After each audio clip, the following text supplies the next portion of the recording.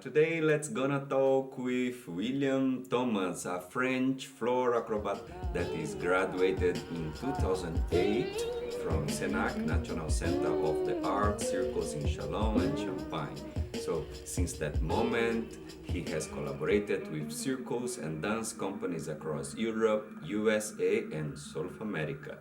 With his work of floor acrobat, William has also directed research laboratories in this field. So I'm just looking forward to talk with this guy. Hello, William. Good morning. Welcome to this channel. Cheers, Will. Cheers. Recording already. So, Will, thank you so much to open a space in your time, in your life, to receive me in your house, to talk about circles and to collaborate in this research. Thank you so much. You're welcome. Yeah, thank you. So, to start, a very difficult question that I'm talking with the people that is passing through this channel. That is, are you, for you be a little bit different, but are you a contemporary circus artist or a new circus artist or a circus artist? How is this for you and all of these layers or types or something of circus? Okay. I am a contemporary circus performer because I have no choice. I live with my contemporary time because being contemporary means you live in this time now.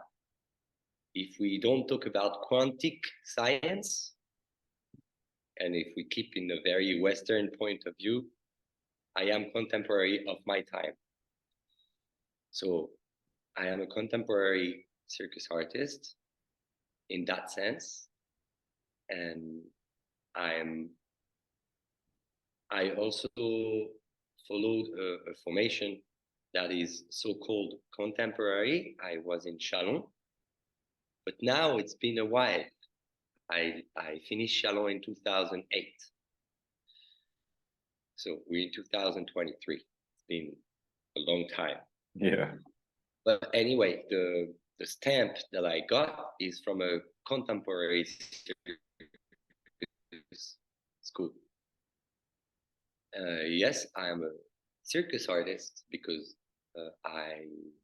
circus run through my veins since 20 years now. It's what I do every day.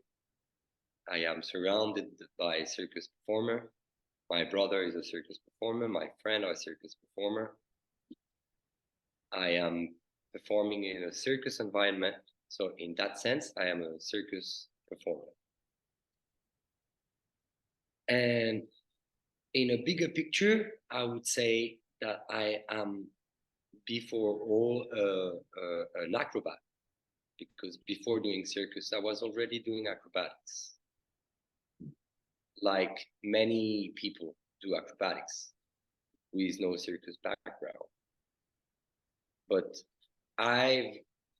since 20 plus years, I have approached movement with a circus point of view, which is because there is many movers or acrobats that, for example, have a practice that is not meant to be on stage.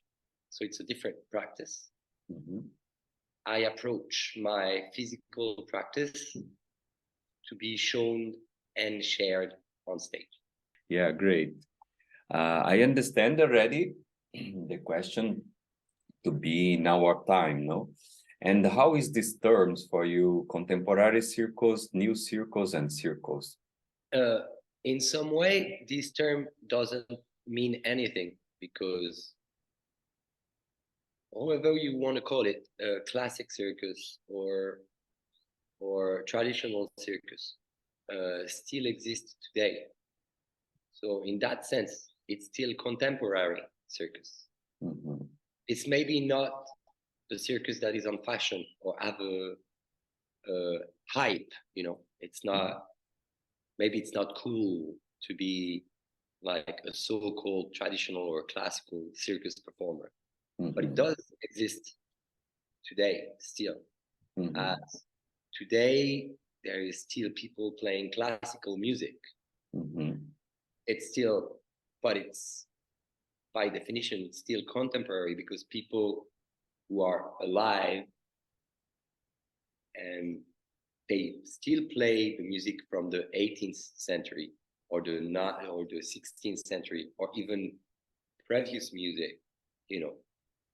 So for me, that definition is very narrow to say I am contemporary because I do this. And for me, in traditional circus, as in contemporary, we face a lot of similar questions. Either you do an act, because usually in traditional or classical circus, you perform more act than show. A show is constituted by a lot of little pieces called act. But in these little pieces, they ask the same question about creativity, dramaturgy, and basically, how can I share a feeling with the audience, or how can I make the audience experience a particular feeling at this moment of my act, at this moment of my act, and at the end of my act? What is the process I want the audience to follow me? So this question that you ask when you create a so-called contemporary show, every performer go through this question. Whatever form you do, and this works for circus, for dance, for music, for art installation.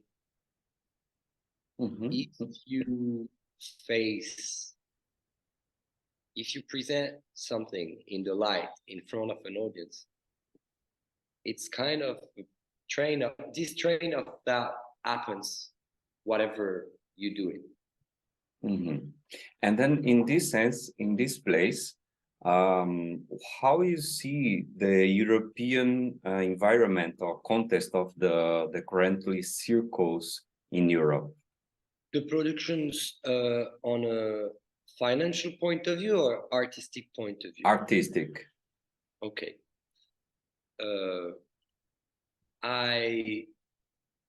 It is a very personal point of view, and I am not saying it is the truth. It's just my approach to it. But is this exactly, yeah.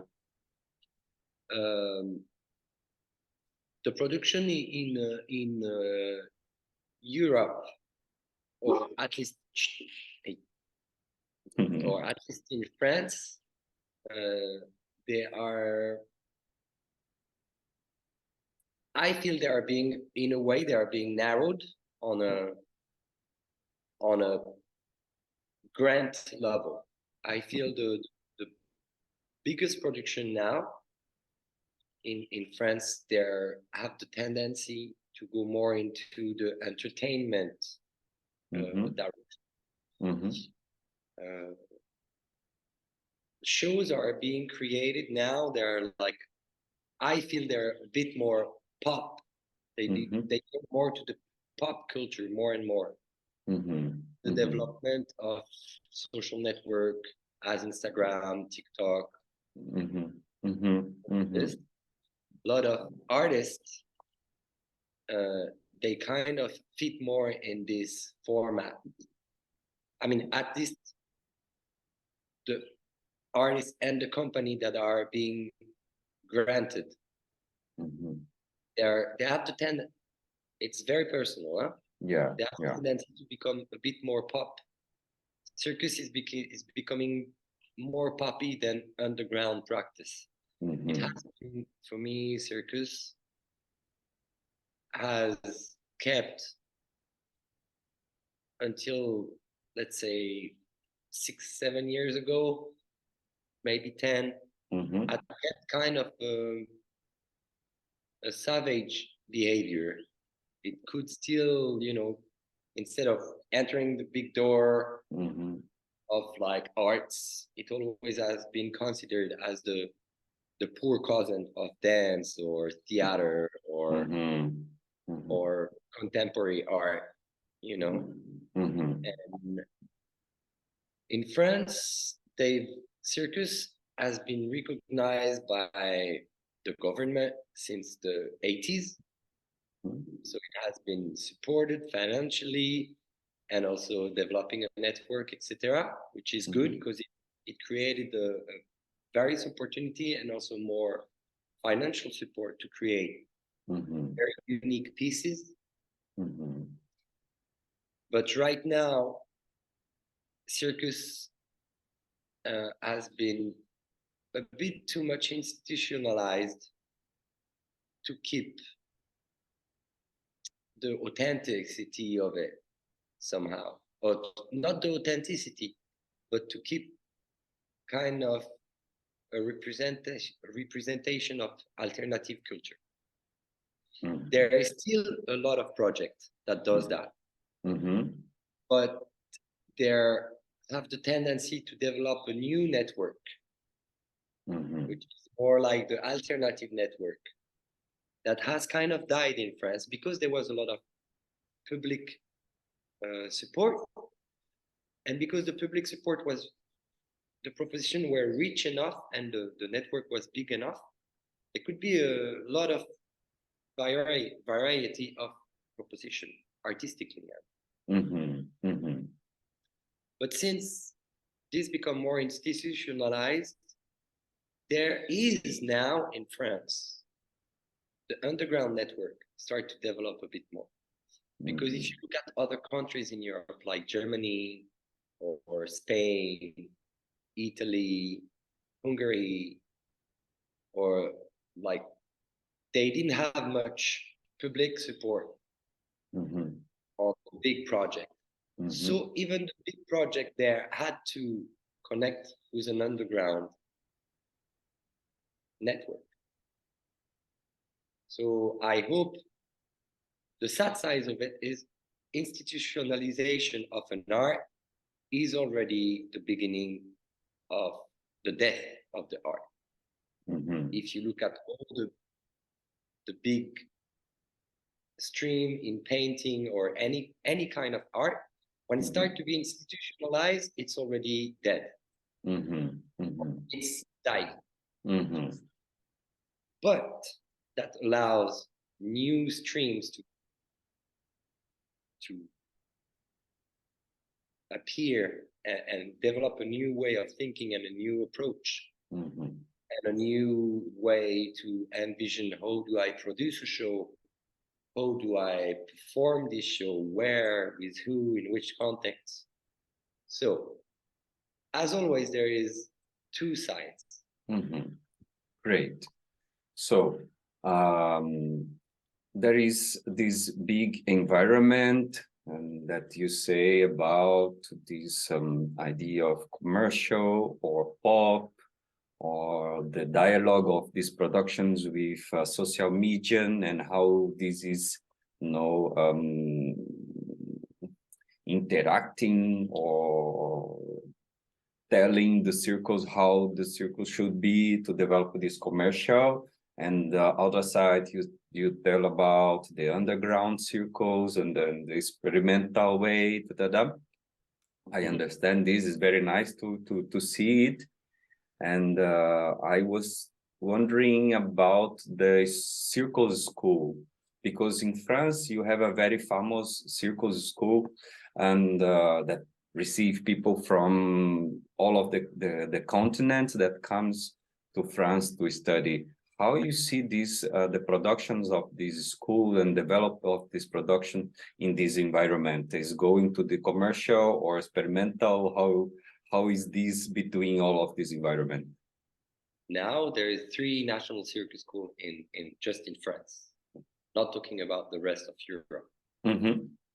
There's 3 national circus schools that deliver a diploma from the Ministry of Education in France. There is Chalons en Champagne, the CNAC. There is Académie Fratellini in Paris, and there is Exacto Lido in Toulouse.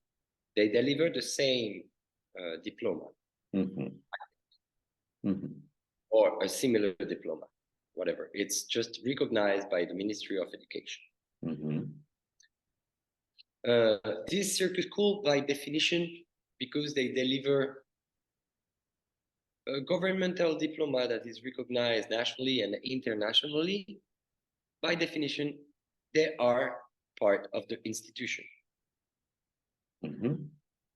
They are getting along with it, more or less, depending on who is directing, in which moment of the story, blah, blah, blah, blah, blah. Some of them struggle more or less with the institution, but they're part of it. Because if they weren't part of it, they wouldn't deliver the diploma, and delivering a diploma means that you are connected to the institution. There's no alternative. So I would say the direction of these three final circus school is going towards what the markets is, which is also normal, because if you decide to give an education to someone, it's also for working after. Giving an education, an education at that state of information. Finish, the idea is that when you finish, you can make a living out of it. So they are definitely part of the institution. But then after, depending on the circus school, some of them, they will give a bit more freedom, or they will accompany, they will support each student in what they want to do. Okay, for example, I feel Fratellini is really supporting each student when they finish on the direction they want to take. Some of them want to become interpret, some of them want to become creator, some of them want to do both, some of them go more into music projects. So I feel they are Fratellini, they're a bit more, they leave a bit more space to the finishing students to go in a direction. Great. It's nice to have this first overview about the European productions and development of this currently circus in Europe, and of course talking from France, that is a very important center, if I understand well, all of this environment of circus in Europe. So from this point, I know you are an artist that were traveling a lot around the world, and you were in South America, and not just as an artist performing, but also as a researcher, trying to find the artists from each country, the schools, the productions, trying to understand exactly what we are talking about. How you see this South America or Latin America, or how could you see these circus productions in Latin America? In South America, I have rarely worked in institutional school. For example, when I went to Brazil, I didn't work in Rio. Rio, I have never worked in the National Circus School.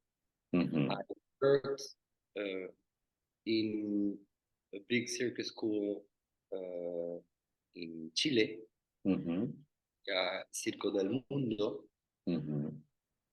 which could be called the National Circus School, because it's the most renowned even here in Europe.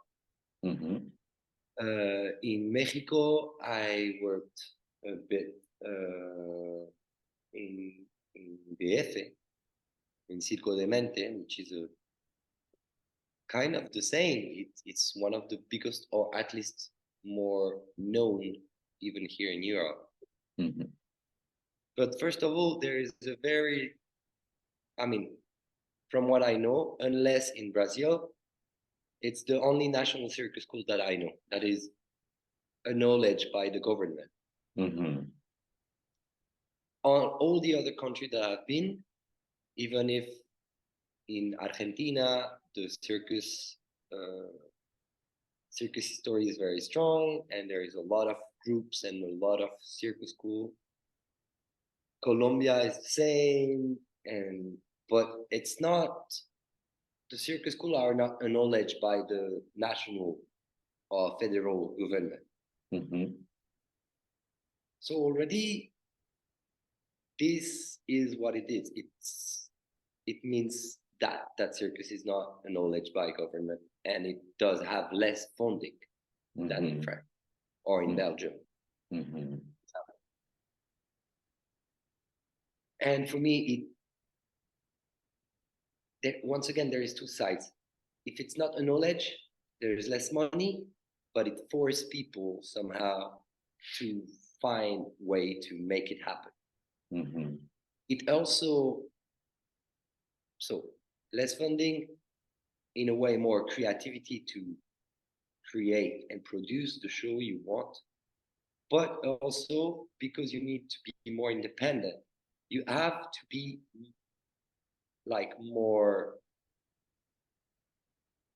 poppy because you want to sell a product Mhm. that is related once again to your environment, to the landscape around you.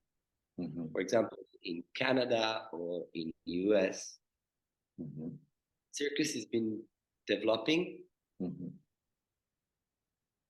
but it needs to be connected to the market. Mhm. You need to do a show. Okay, even if you love art, you love weird stuff like buto, for example. Mhm. Not, it's not, it's not a sexy dance. Mhm. Mhm. You want to develop a buto project in USA or Canada, somehow you need to find a way to make it sexy to be able to make a living out of it, if you Mhm. want to make a living out of it. Mhm. Mhm. Because one of the things is most of the country in the world, there is very few people who are just making enough money to do only circus or only perform. Mhm. Mhm. In every country I've been to South America, most of the people who are performer or are teachers in circus, they have a second or maybe a third job to make a living. Mhm. So once again, it's balance.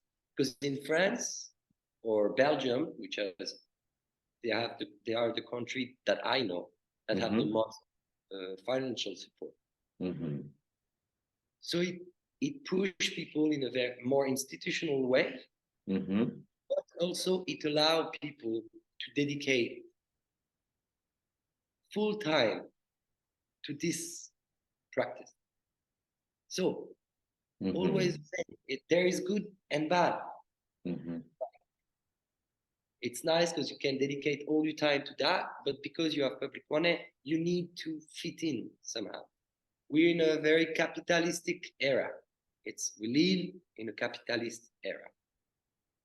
So if you take money, you make a step towards that. It's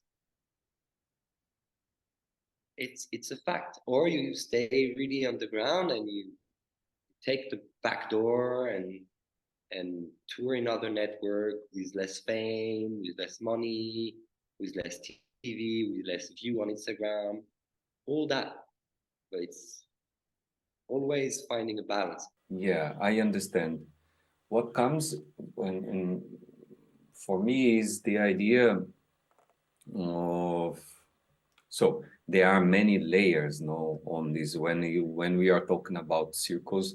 Of course, I started to talk about contemporary circles, new circles, these definitions, but maybe more than it is like to talk.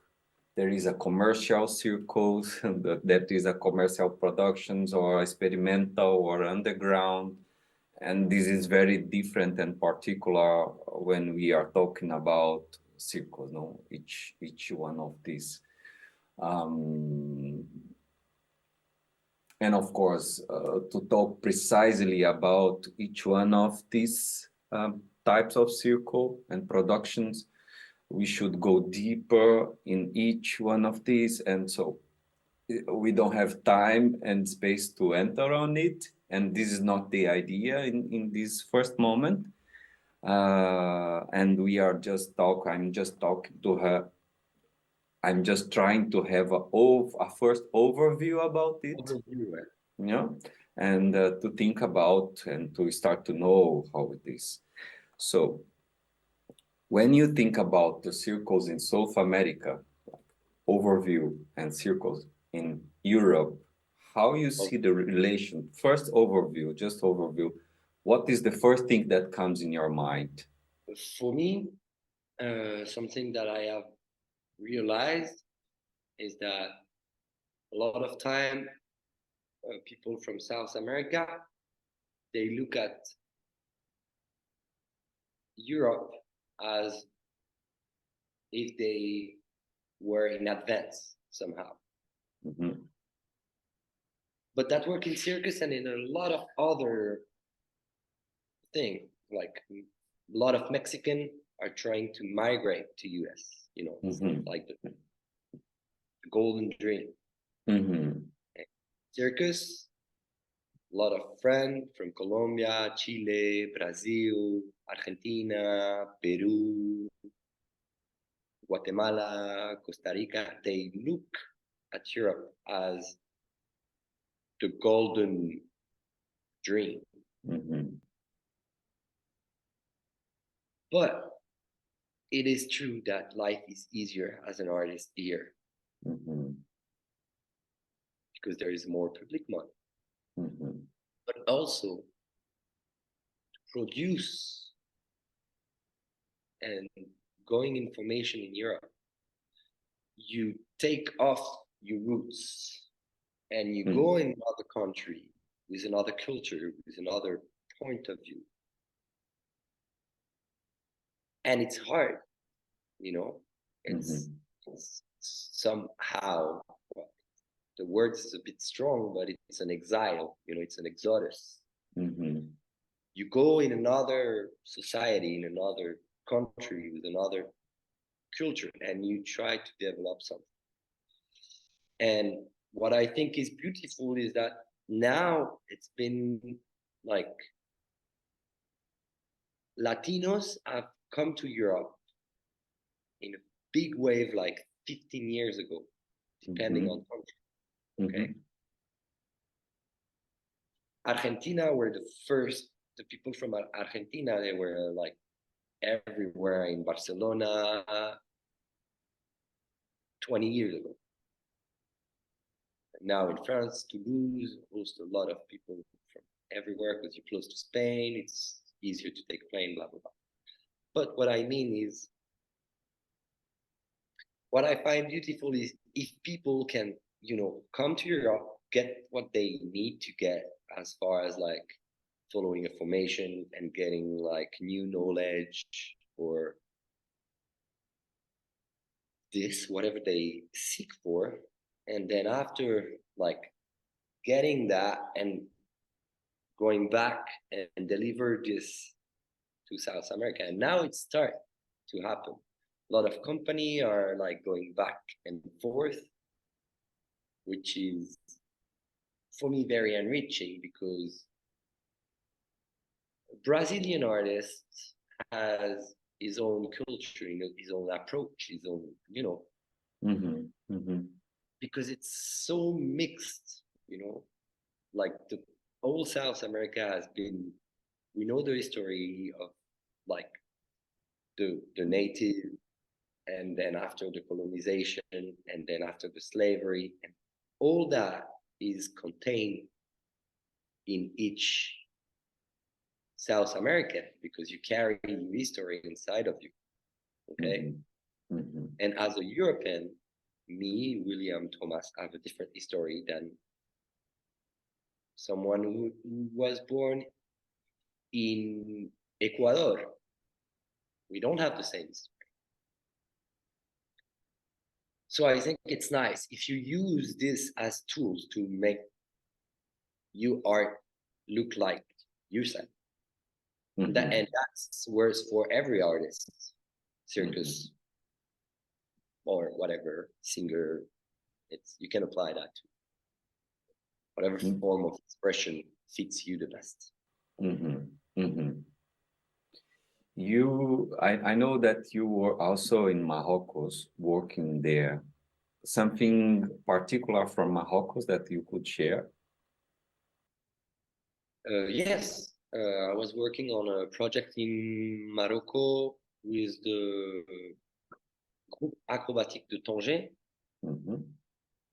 which is a quite old company. I think it's 20 plus years old. You know, it's been a long time. Mhm. They've been around, and they've been. The original project was to take traditional acrobats from Morocco and try to bring them on a contemporary scene, because acrobatics is secular is a secular practice in Mhm. Morocco for um, there were rites, you know, not right rituals. Mhm. Mhm. It always has been a very important part of a small part of the population. Mhm. The original idea was to bring this and make it sexy to make a show. Mhm. And that worked for years. And the last creation they did, cirque, I was invited as an acrobatic director to, and I did the casting. And the idea of the casting was to give the opportunity to the new generation of Moroccan that doesn't necessarily come from traditional acrobatics. We did Mhm. some freestyle football, some Mhm. house dancers, people who come from taekwondo, Mhm. people who come from traditional acrobatics. Mhm. But the idea was more like to see, okay, this is the use of Morocco, Mhm. and like every country, it's like a big mix, you know, with the Mhm. information you get from the social media, from the movies, all interconnected worldwide. Mhm. And the idea was the same as the original. It's like, this is Morocco today. How can we give the chance to these young artists to dedicate at least 5 or 6 years of their life just to perform, just to bring their practice into the light? Mhm. And I thought this was wonderful because the idea was to create a show that looked like Morocco today. You know, yes, Mhm. traditional music still exists. Yes, traditional acrobatics still exist, but there's also a woman with dyed blonde hair, wonderful makeup. She's Mhm. messy, but she's also that, and she's Mhm. also a great hip hop new style dancer, and she go on stage. Mhm. This is also Morocco. Morocco Nice. is not just woman in burqa and man. Yeah, it Mhm. exists, Mhm. but there's also all this. I understand. So, unfortunately, we have just few minutes, but there is a very important part also that I would like to talk. With all of it, how you develop your own work, your artistic work, when you see all of this environment and all of this experience that you had, you know, in the different countries, how are you thinking your personal work with this? How are you developing your artistic work with it? is my artistic work is my physical work. It's, I don't make a difference between, okay, I do a technical and I do artistic. For me, Mm-hmm. it's the artistic is the technique and the technique is the artistic. There's so for me nowadays that acrobatics and physical practice, calisthenics, parkour, and tricking and new style breakdancing, all that is very exciting for me. Mm-hmm. Mm-hmm. So for me, it's like I develop my practice and my artistic project by meeting exciting human beings. Mm-hmm. I Great. mean, I went to Morocco and I had the chance to work with those guys from cirque. Mm-hmm. Nice. I had the chance to go to Brazil several times back in the days, 2008 and then 2014, and I had the chance to meet the people from Salto Mortais in Mm-hmm. São Paulo, same. Mm-hmm. And now, I mean, every time I cross paths with like youngster, like even young adults or even teenager, they have a super rich and smart practice. Mm-hmm. Sometimes not so smart, but rich. Mm-hmm. And in the best case, rich and smart. That is not harmful. And so for me, my project, I developed them by meeting people, by meeting other people who practice. All the like movement. Now there is a big thing that is happening is movement culture is like people who are not from performing world or art world, they just want to get together and find a way to use their body, this is fun, I've never done that, or can I move that way, can I go put my hand on the floor, can I flip around, and they're just playing. Mm-hmm. And it's so amazing. I'm so glad that this is happening now and that my body is letting me meeting these people and inventing new hybrid practice. We don't care if it's circus or if it's parkour. For me, Mm-hmm. that's how I've always approached my practice, my physical practice. It's like, oh, this is fun. Oh, this look tasty, or this look, Mm-hmm. it's gonna be tasteful. I'm gonna try that, Mm-hmm. and I don't care if it comes from stunt or bachata or well, bachata maybe not, but